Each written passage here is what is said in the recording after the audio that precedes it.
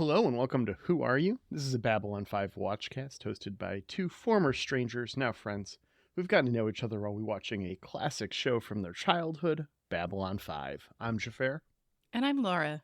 and we're going to do a little recasting today. Yeah. Who are we going to recast? What's the occasion? Ivanova is definitely the occasion. We're going to recast Claudia Christensen, as this is her second to last episode in the show. We know that from she's not in season 5. Right. And also her last real full performance. She is not in a lot of the next episode. The bits she's in the next episode are great, but it felt right to do the recasting for her here while we still had a chance. Sure. And also, the writer's strike just ended. Hooray! They're still striking in solidarity with SAG. The Screen Actors Guild is still striking, but terms were reached for the Writers Guild. So the reboot could theoretically might see some progress soon. So it seems pertinent to talk about once again. There's a lot of shows breathing a little easier today, I think. Yeah. So, Ivanova, you want me to go first? Yeah. Well, I can go first. Okay. So for Ivanova, there's a couple of key character points that I think you and I both hit on that were important to us, right? The main one, I think, for me being that the character of Susan Ivanova is a Jewish character. And that is not something that Claudia Christian identifies with as far as I know. Yeah. Christian would be a really weird last name for a Jewish person, wouldn't it? I'm sure it's happened. I'm sure it's out there, and I think that's awesome, but it's a little amusing, isn't it? Yeah, for sure. Anyway, so I wanted to look at actresses that had that background or identified that way in order to start my search for the next Ivanova, right? And I landed on a very talented actress, Zoe Kravitz. So Zoe Kravitz, all right. Zoe Kravitz her parents are half American, half Jewish, right? Mm-hmm. And she does identify as a secular Jew, which I think is a big part of Ivanova, right? She's not a super religious Jewish person, and we see a little growth with that, especially in the early seasons. Mm-hmm. So I think that's a personal state of being or journey that if that were to happen in the reboot, that Zoe Kravitz could identify with that in ways that maybe other actresses wouldn't have as much of a personal connection to. And then, being part of the Kravitz family, being the daughter of Lenny Kravitz, I feel like if we felt a reason for this character to ever have like a singing moment where she sings some sort of folk song or something, she'd be really good at it. And I was also looking at her background on Wikipedia, and it does say that her paternal grandfather's family immigrated from the Ukraine. They were Ashkenazi Jewish. Okay. So I was like, okay, there's a connection to that, like Eastern European descent, and also the very important Jewish background. So I feel like she would be a great Ivanova. Also, at the time of recording, she is age 34. So I think that's about when you could be a commander, right? Yeah. In Earth Force. I feel like it's a good get. Yeah, I went down a similar line, but down the other side. I focused on Ivanova's Russian heritage over her Jewish heritage, and thinking, once again, Claudia Christian, not something that she identifies with. So following that line, I started to look at Russian actresses, and I'm like, well, Russia is a very different country now than it was in 1995. Yeah, in several ways, I think. In a number of ways, yeah. And so I'm like, well, what if we do Eastern European, but we go with Ukrainian instead of Russian for a number of reasons? And that led me to someone who we know can kick ass, we know can deliver a one-liner, and is of a Ukrainian Russian heritage, was born in the USSR days, and that's Mila Jovovich. Oh, very nice. Significantly older than Claudia Christian was when she took that role, but whatever. Yeah. That's not a deal breaker at all.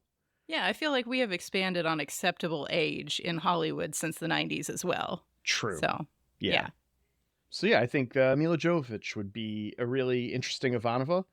I know that she gets some flack for being wooden as an actress, but Okay. I think part of that is also the roles she gets cast for are not exactly particularly known for being well written.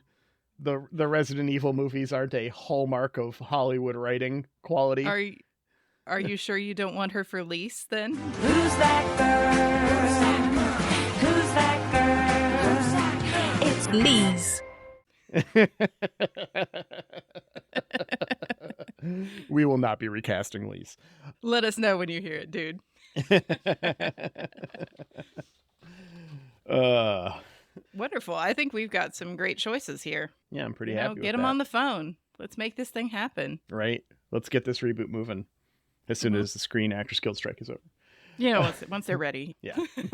once we're sure that we're paying everyone and being fair and not Yes. digitally replacing people without paying them all the time. Correct. Yes. All that stuff. All right. Well, with that, we've got Babylon 5, Season 4, Episode 20, Endgame. We open on Marcus sitting with Ivanova. He clearly has not slept in a while. Yeah. I don't know how Feels much of scruffy. this is the HD remaster showing me details that were there the entire time, or how Sure. much of it is me paying attention at I'm writing notes about this show as I'm watching it level. But he is just done. To a point where he looks more well rested in other parts of the episode, like he gets his standard makeup stuff. They clearly did him up here. Yeah. Delenn comes in to tell him that a transport has arrived to take Ivanova to Babylon 5. Marcus objects. She would want to be present for the battle.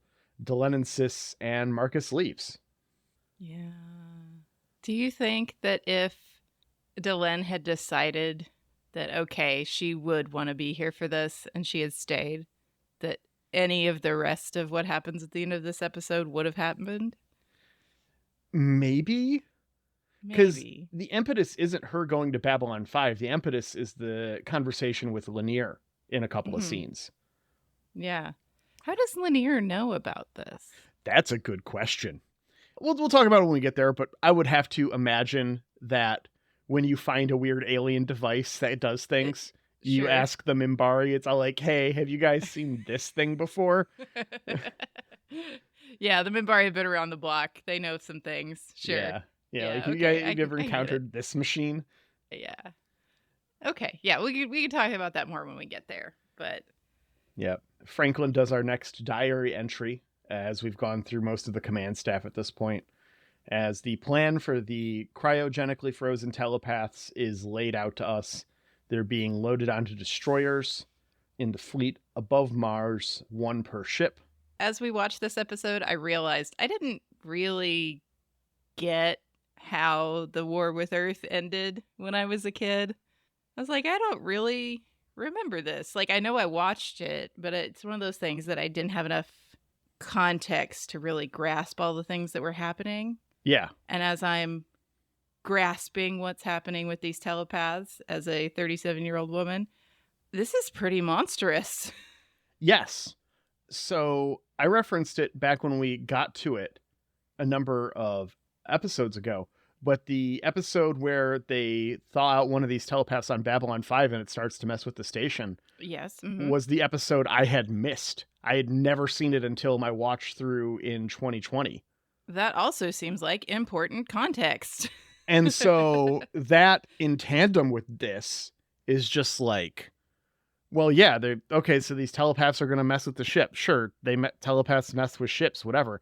And there's like a shot of one entangled in this episode, and that just had never made sense to me. Like, I had just you're like, not had why? the threats like, whoa, what's going on there? And it's never explained. And I'm just like, so, yeah, having the full context of everything as an adult, I definitely missed it as a kid. And I don't know that I don't think I would have been able to morally grasp what was going on, even if I Right. had the context for what is in the plot happening, which I had missed. Right. Yeah, it's the moral thing that I guess Yeah. I saw all these bits and pieces, but I did not grasp what it really meant. And it makes you wonder, like I think all of us and our listeners would probably try not to kill 30 people as weapons, like if we can, Yeah. in some sort of a battle. Would they have ever been able to really rescue these telepaths from their condition, do you think? Well, Franklin definitively says no. Yeah. Franklin is But- like, we need Psi-Corps and Earth to be able to save these people. They are lost without Earth being free, and so them dying here to free Earth only enables the rest of them. We find out in the next episode, slight spoilers, that they only took 30, they had 100. Oh, okay. I didn't realize that. And then there's also some lip service paid by Sheridan to, they all didn't have families. None of these have kids. Their parents are all dead and stuff. These are all Well, orphans of some variety who are completely isolated and removed. because the telepath's life is either one in the Psi-Corps or one of constant struggle. Yeah. Yes, for sure. And I feel like that's pointed at Bester when they have that conversation in the next episode, but we'll get to that later. In the next We'll get to that in episode. the next episode. Look at me trying to go ahead, and I haven't even watched the next episode. I know you've had to like get some things ready, but Yeah, I literally finished my notes on it right before we sat down. I had yeah. 8 minutes to eat quick lunch before recording. Yeah. So it was moving pretty quick there. But yeah, Franklin goes through his mental gymnastics here too. Yeah. I think he does that in a little bit when they get activated and they're explaining what's going on. So we'll talk about Franklin that is a our little bit more. conscience. For He's sure. the one who's going Which is to bring weird. up these questions. Yeah, it is a little weird. I would expect, honestly, Lita Right. to be the one who's all like, we're doing this thing. It's terrible. I'm doing this thing to my people. Yes, she deserves to have a little more like reckoning with it than just putting on the headset. Like that's all we really see from her this episode. We see Yeah. headset, we see eyes. It's a shame too, because she should have the most interesting perspective, having been used in the same way by the Vorlons that these people were used by the Shadows. Like hers opinion is the one I am most interested in hearing about this. Yeah, and we don't get it. No, It's a little disappointing. we might in season 5. There might be some reckoning there with her as she Sure. becomes more of an important character in the coming episodes, but I don't recall it offhand. So Mhm. Garibaldi is scouting out the secondary target. Mhm. They all have 7 dwarf call signs and he's grumpy. Obviously. So good. Yeah. Okay, so we have Grumpy and Doc, and I think he said Sleepy. Yeah. Sleepy being Lita? I don't know. Sleepy is probably Lita. Doc is clearly Doc Franklin. Yeah, obvi. Yeah. It's too good. The whole Mhm. setup. We see some cargo shuttles making it to the destroyers to theme. When we come back, we are at our secondary target, and the Mars Resistance takes this military base that is being used by their oppressors. And we find all the crew on the Mars surface is in here as Franklin starts prepping that device for Lita. Hey, so when they like get rid of the military folks, Yeah. do they just throw them outside or do they throw them in a closet? I wasn't clear. Well, they shot a handful of them. Yeah, but there were some that they were just like shoved out a door, I thought. Maybe I No, didn't see no, it you're right. correctly. No, I have to think that you shoot someone rather than space someone effectively. I would hope. Like, both from a mercy reason, because that's got to be a really shitty way to die on the Martian surface. Because unlike space, there is an atmosphere. It is very cold. You will freeze to death and you will be conscious for a chunk of it. Right. Like, We do see the like parka hoodie that Garibaldi is wearing to stay warm on Yeah. the Mars surface. and you need oxygen and stuff because there is oxygen, but it's not enough to breathe, enough Sure, to yeah. maintain function. So you'd pass out very, it would be miserable. And then also, like, by just shoving them out the airlock while they're still alive, they are now an unknown. You have taken Yeah. a known quantity and made it an unknown quantity in a very tense and tight military situation. That's also a bad idea. Yeah. So I got to imagine they got locked up in a closet somewhere, or if they just got shot by other people as soon as they were thrown out the door. Yeah. You just Let's can't hope. have unknowns like that in a situation like this. The unknown, yeah. Especially when, like, Lita's like, oh, well, I have to go outside. And it's like, oh, no, that's where we threw the soldiers. If nothing else, you got to climb over a big pile of bodies. Let's make this even more traumatic for poor Lita. Right. God, she is the O'Brien of this show. Yeah. She is suffering. Yes, constantly. Poor Lita. Man. Over on the Agamemnon, Sheridan broadcasts to the fleet the plan and the layout for the attack. Phase 1 kicks in when Garibaldi gives the all clear. And after this, we're introduced to General Leftcourt on the Apollo, who is played by J. Patrick McCormick, who right after this was the general in Armageddon. Oh, really? This is hysterical because I did not feel like this man was general enough. This guy has made a career out of being a general in sci-fi. Really? There was one line where I was like, now that should have been delivered yelling. It's like, I don't believe you, my man. Tell me more. Well, he had a role in Space Above and Beyond, which our friends over at Yum Yum are covering right now. Go listen to Yum Yum podcast. Yeah. Free plug for you guys. He's got a few Star Trek credits, all kinds of stuff. The one that made me laugh the most with going over his IMDb page was he was the Dean in Van Wilder. He's just like white guy in charge all over. Yep. Yeah, he looks like he's about to give me a judgment on a parking ticket. Like, that's the vibe I get from him. Yeah, yeah. We learn that he taught Sheridan tactics at the academy, which was why he was put in charge of the destroyer group. Oh, yeah. He formed that little mind. Maybe he can know what it's going to do. Sure. Yeah. Over on Mars, Lita is all set. She just needs to go outside to remove the obstacles and her psychic link.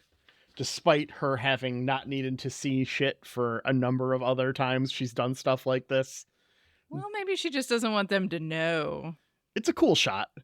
Yeah. The shot of her out on Mars doing the thing on the Martian surface is a good shot. So I will give the story a little leeway on not making sense with itself in order to give us a cool scene. Which honestly happens in this episode as well with Franklin's logs. But we'll talk about that in a minute. I do think that it would make sense if Lita had a little more beef in her writing sometimes, that she would like be obviously trying to downplay some of her powers. Yeah. And like hide herself a little more. That would make sense. Yeah. Marcus and Linear talk for a moment, and he almost says everything, but Marcus has to settle for just a little bit too much when Garibaldi's signal is received. Yeah. What do you mean, Linear? Yep. And then we get the same trick, but the third time, opening a jump gate inside of an atmosphere. Ooh. This time exiting instead of opening inside of one. Yeah, right. As Marcus's White Star flies in and takes out Martian missile defenses. Leftcourt knows the attack on Mars' surface is a distraction and holds formation, but he also realizes that he is missing a piece from the puzzle. There has to be something he doesn't know that Sheridan has planned. Yeah. To be this bold. And then we cut to Lita, who gets the word to activate the cryogenic teeps. Franklin explains the plan to a member of the Mars Resistance as it is being executed. He explains his ethical qualms and how he navigated them. 30 lives for 30,000. Yeah. Okay. All right. That's a trolley problem, but at least if you're going to play a trolley problem game, at least you did the one that saves the most lives, I guess. Yeah, it's a trolley problem, but it also still feels like they made the trolley.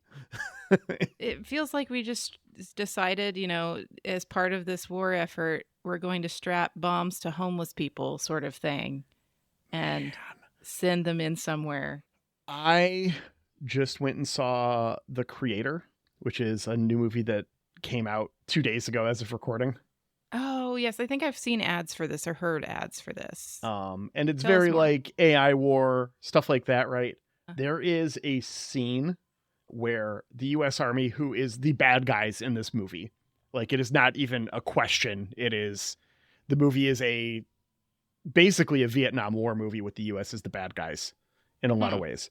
But there's a scene where the US Army uses what I can only describe as robot suicide bombers.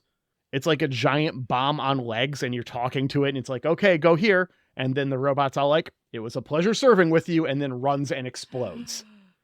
Oh, but that is so dark. Especially in a movie about AI sentience. Yeah. Yeah. Right? And you're just like, oh God, yeah. Yeah, this felt like that in a lot of ways. You've unwillingly turned people into suicide bombers. Yeah. Because these people were not conscious. They did not consent. Mm-hmm. It feels like taking someone who is incapable of consenting for maybe mental illness reasons or something and strapping a bomb to them and putting them where you want them. It just feels really gross. It is really gross. It's disgusting. It should feel disgusting. It's morally reprehensible. And to have the person who is like touts themselves as the paragon of morality on the show, regardless of their actions saying otherwise a number of times, to be the one who's all like, oh, I'm doing it, but I'm mad as hell. But I understand that it's this trade-off and these things and this stuff. And it's just like, yeah. You know what came to my mind? When Lady Morella said that we tell ourselves we have no choice, only to console ourselves with the choice that we've made. Yeah, that came to my mind watching this episode. Yeah. And watching Franklin. Yep, that's a good call out. The fleet jumps in over Mars, and 25 of the destroyers are immediately out of the fight, leaving 10 out of the 35. The White Stars begin to target the engines and weapons to disable those ships. We see the Apollo find the Teep on their ship, and we get Sci-Fi blue-themed lightning as they open fire. Marcus uses the White Star's Internet Explorer install to bing something, so he's going to have to wait a few minutes for some results. Yeah. And then the Resistance fleet, having disabled the destroyers, jumps from Mars to Earth, having taken care of the majority of Mars's defenses and knowing that they are not luring themselves into being pincered. We won't have a war on two fronts here. We've disabled one front entirely. Almost entirely, yeah. Yep. Marcus learns of the alien machine from season 1 via Franklin's logs and orders a shuttle to be prepped. Yeah. And you think at this moment that shuttle will carry him back to Babylon 5. But no. No. That is too slow.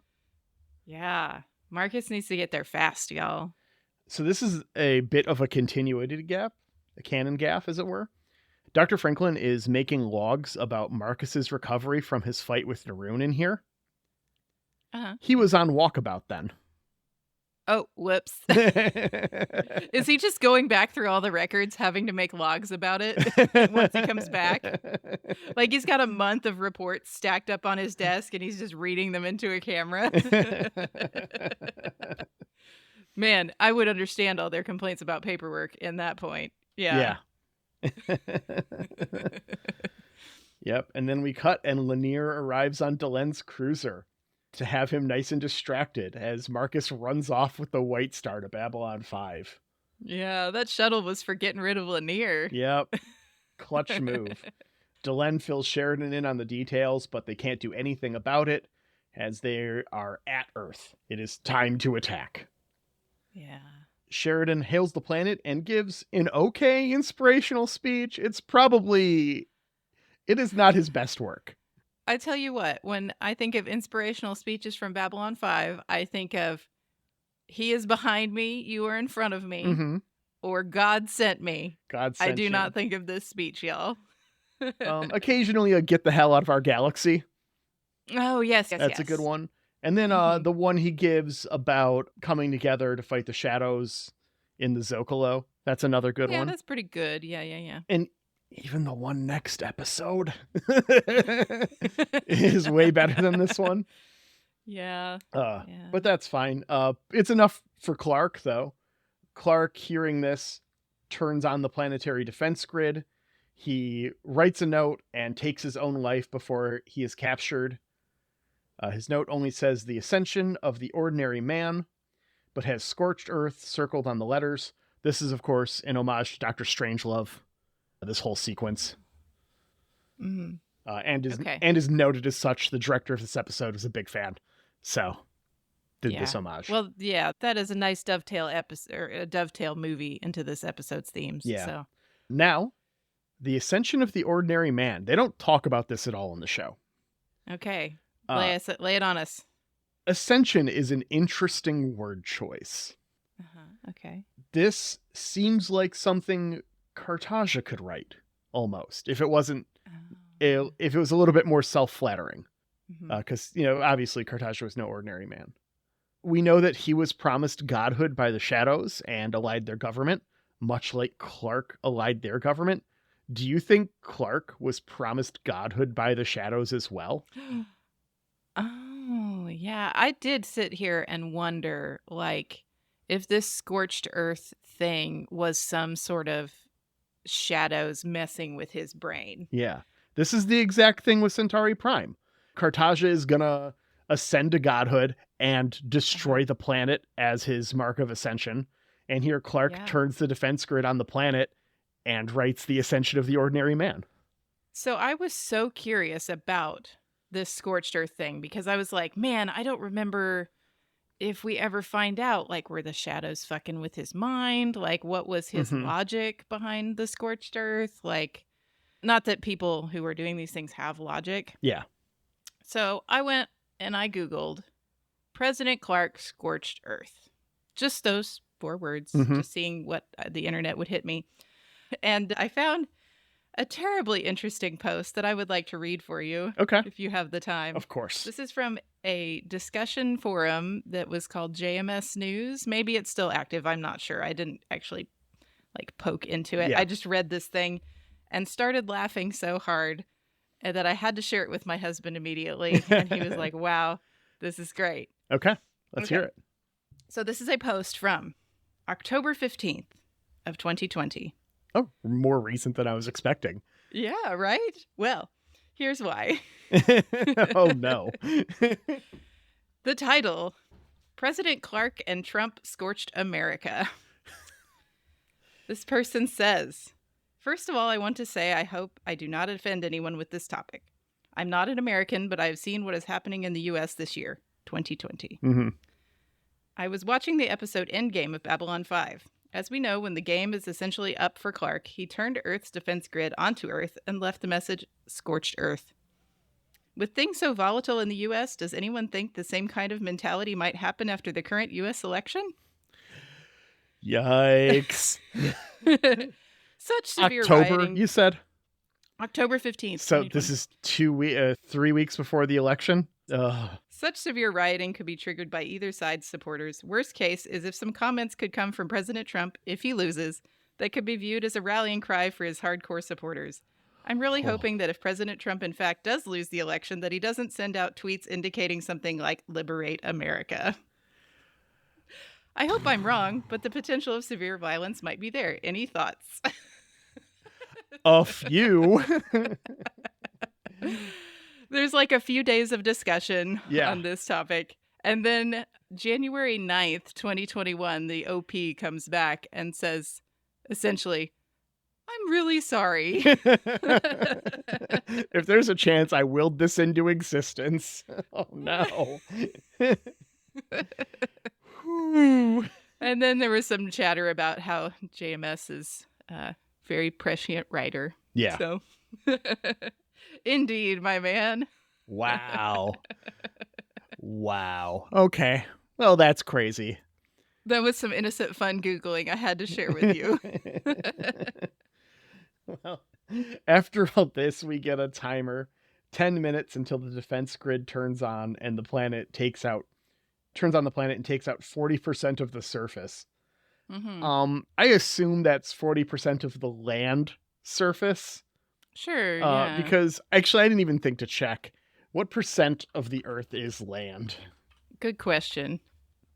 29%. Oh. Oh, so we're gonna scorch some oceans too. Yeah. Yeah. Maybe we've got undersea base. Maybe we have Sea Lab by now. Yeah, so this would be all life on Earth, probably, most of it. Sure. 40%. Even if you were to target just 40% of the landmass and you took out the most populous 40%, I don't think that's something that humanity can necessarily make it back from, given population density in some areas.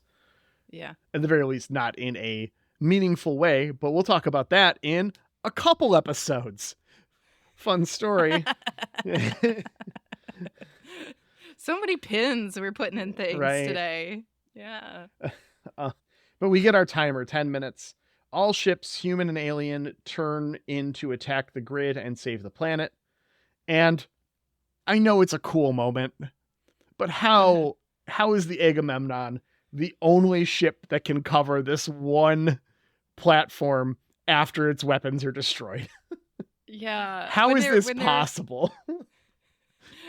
When they're discussing what they've got to do, I'm like, how big could this thing really be?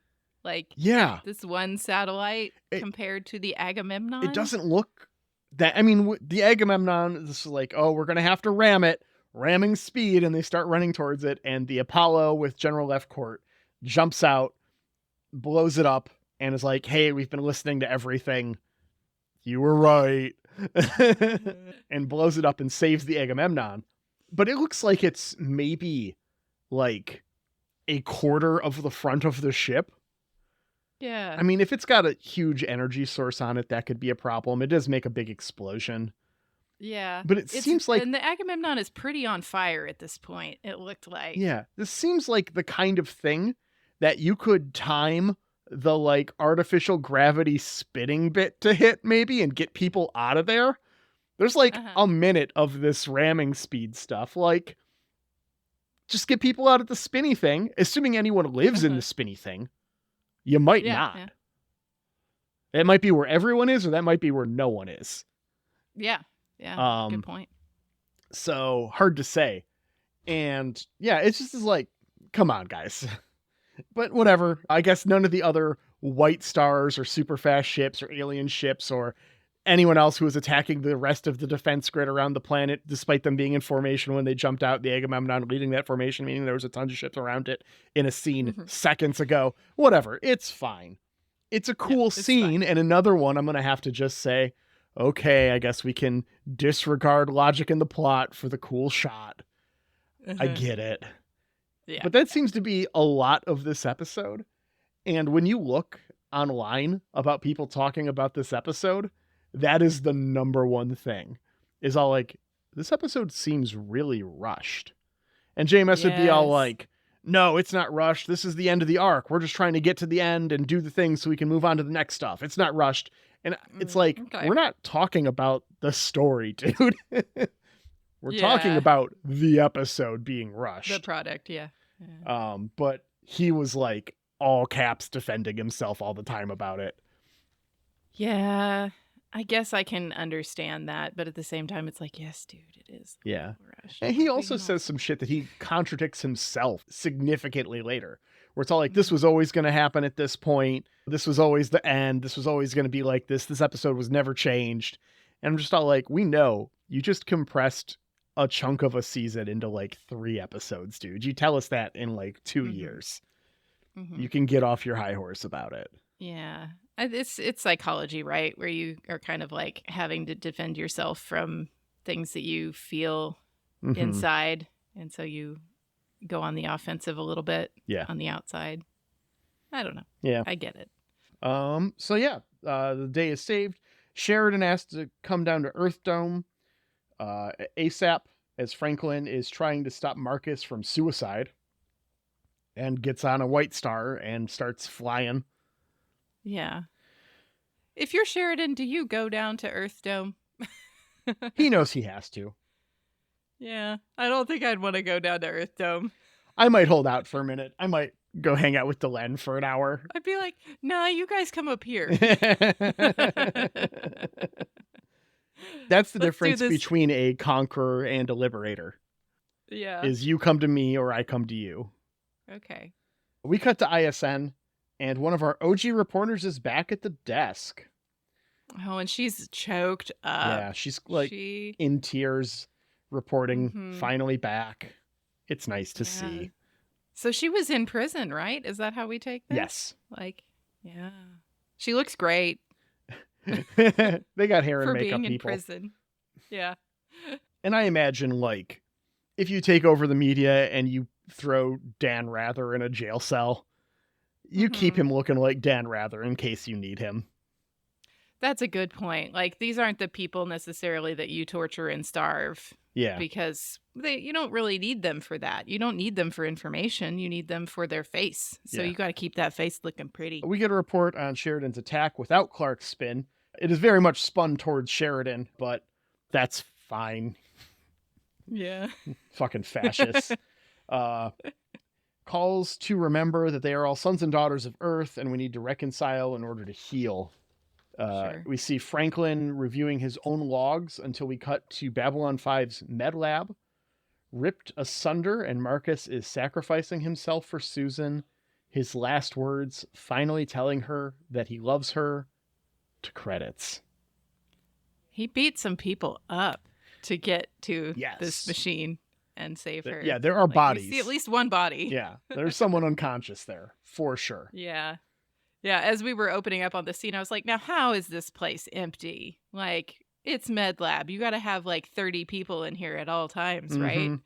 Or it's a med lab. I think there might be more than one at this point. There's a And few. it seems like logically you would have to have a few med labs, right? Yeah, But we only see the one guy on the floor, I think. it makes no But sense. maybe even he just scared the rest of them out. Like, in the I don't next know. episode, when we open, it will make even less sense. Okay, great. But we'll talk about season 4, episode 21, Rising Star, in a moment.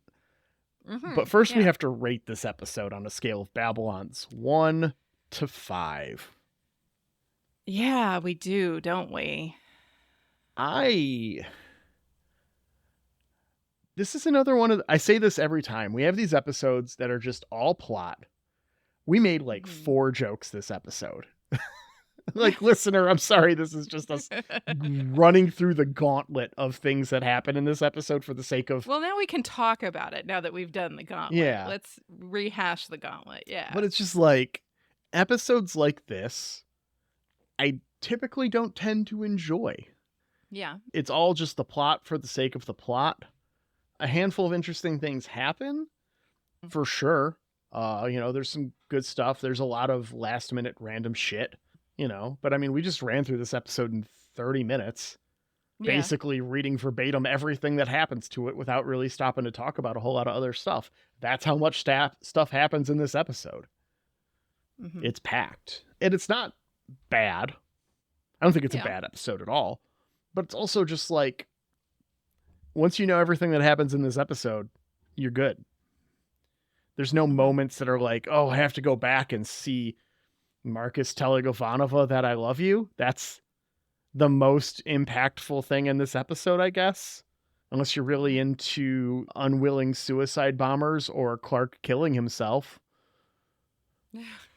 Like, what else are you going to come back to this episode for? And that's always been one of the hallmarks of which I try to rate episodes.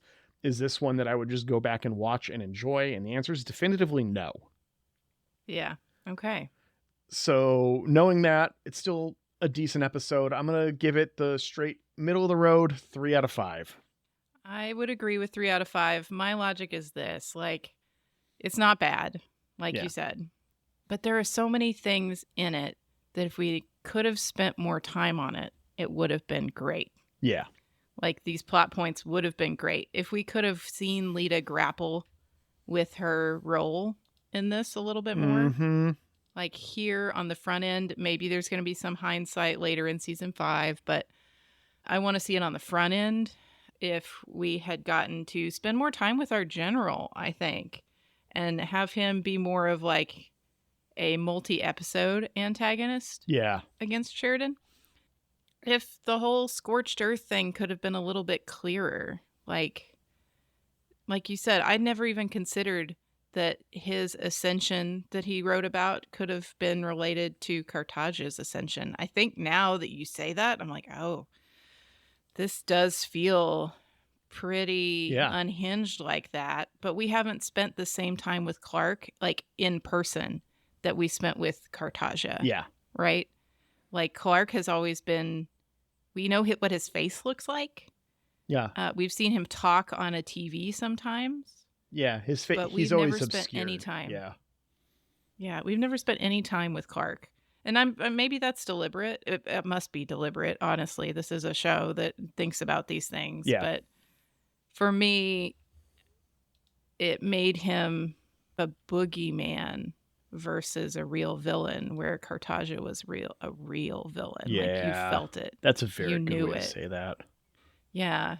I don't know. Maybe that's a statement about how some things get built up like boogeymen, but I don't know. Yeah, I think it could have been great. And if we had gotten to spend more time, maybe over multiple episodes with some of these story arcs, it would have been great. Mm-hmm. For me, this is kind of an average into the Earth War that I didn't even fully grasp the first time I watched it. All right. Well, that's that episode. Next week, we've got season 4, episode 21, Rising Star. Marcus makes the ultimate sacrifice for Ivanova. Garibaldi rescues his former lover. Sheridan and Delen's alliance, both personal and political, signals a new age of peace in the universe. Wow. It's a big episode. So hopeful. Well, not for Marcus.